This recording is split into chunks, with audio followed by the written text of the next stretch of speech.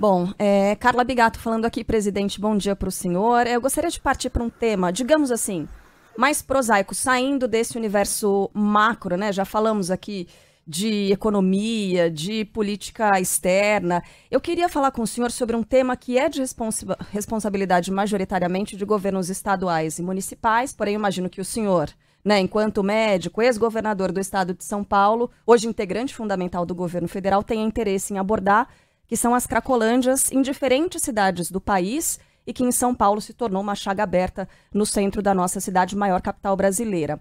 Nos últimos dias, representantes de entidades sociais procuraram o ministro Alexandre Padilha pedindo por medidas federais, porque as ações do governo e da prefeitura estão falhando. Eu estou falando especificamente de São Paulo nesse caso, porque são entidades paulistas. Existe um Programa Nacional Antidrogas, existe um Fundo Nacional Antidrogas, e que, segundo o Portal da Transparência, praticamente não foi movimentado nos últimos 4 anos. A gente sabe que os últimos anos foram marcados por embates políticos entre presidente da República e governador de São Paulo, algo que não é exatamente novo, né? O senhor, enquanto governador, deve ter enfrentado algo parecido também. Então, as minhas perguntas são as seguintes. É claro que a origem desse problema do crack é tão complexa quanto a solução dele, mas seria possível o raciocínio de que a falta de coordenação política ao longo dos anos, né, entre essas diferentes esferas de governo federal, estadual, municipal, pode ter agravado o problema das cracolândias, principalmente em São Paulo? E também, o governo federal pretende entrar nessa batalha e destinar parte dos 171 milhões do Fundo Nacional Antidrogas justamente para esse fim? E o senhor, enquanto médico, acredita em que medidas para combater as cracolândias? Olha, vamos começar, Ellen, pela última pergunta. Enquanto médico, como é que vê essa questão? A dependência química, ela precisa ser tratada. É doença, como é apendicite, como é tuberculose, enfim, como é infarte, ela precisa ser tratada. E faz parte do quadro clínico da doença uma questão muito fácil de entender.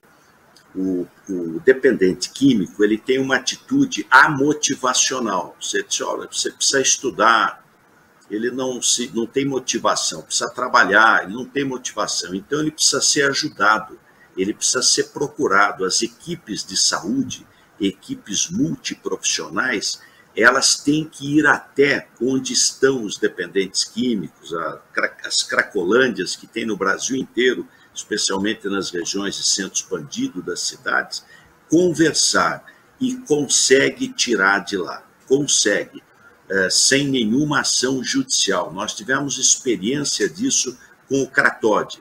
Você conversa, às vezes até são ex-dependentes químicos que ajudam nesse trabalho, entidades da sociedade civil, igrejas, e aí tira para ser tratado. Ele precisa de um tratamento. E depois ele precisa ir para um local que às vezes ele não tem família para voltar. Um local que ele vai não só se recuperar, mas vai aprender uma profissão para ele voltar para o mercado de trabalho. Então, primeiro, ação de saúde pública. Essa é a primeira, tratar de quem é dependente. Se não tiver dependente químico, não vai ter comércio de droga.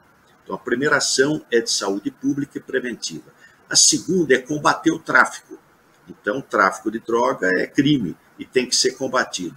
E, principalmente, os narcotraficantes. Eu defendo uma ação diplomática entre o Brasil e os países vizinhos que produzem narcóticos, para a gente ter um entendimento diplomático, regras, né, limites, enfim, ter uma ação coordenada na região.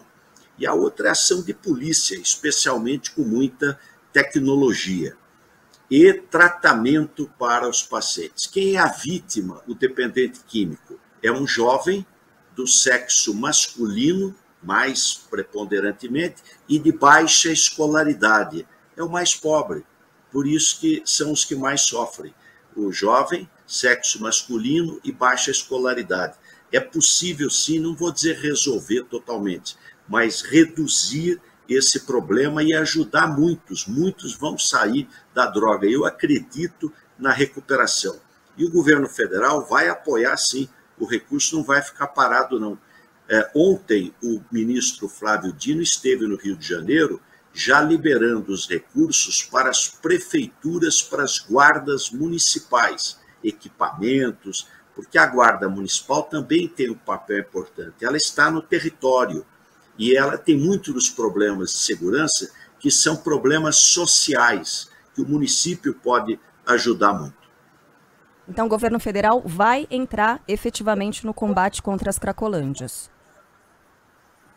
O governo vai apoiar, o governo federal não tem condição de ir lá e atuar com pessoas, né, com um corpo de médicos, mas ele vai apoiar os estados e municípios e dar a retaguarda nesse trabalho e apoiar financeiramente com o fundo que existe.